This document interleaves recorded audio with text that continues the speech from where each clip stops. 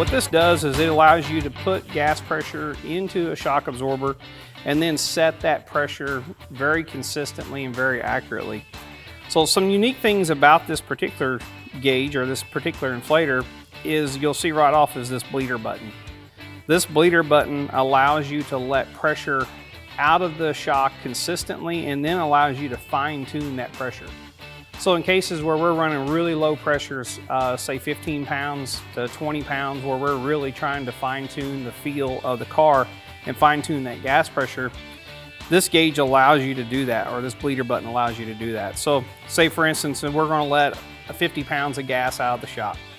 So if you press this button in about halfway, you'll get a steady flow of pressure out, and you can watch the gauge. And once it gets kind of close to where you want it to be, if you let that button off, you'll see your pressure. And so now let's say we're going to let a pound out or 2 pounds out, or maybe even 5.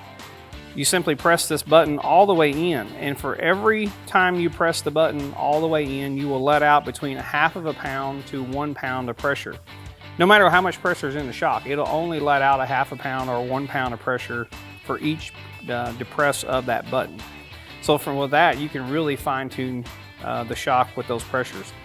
In the past, what you had to do is simply take your fingernail or a tool and open up the original Schrader valve and let pressure out. A lot of times you just dump all the pressure out of it, and it's really hard to fine tune. The other way you could do it is actually just loosen the tool up on the Schrader valve and then try to bleed that off. And again, it was really hard to be consistent with it and really fine tune that. So this actual bleeder button allows you to do that very easily and very consistently without having to dump all the pressure out and start over again.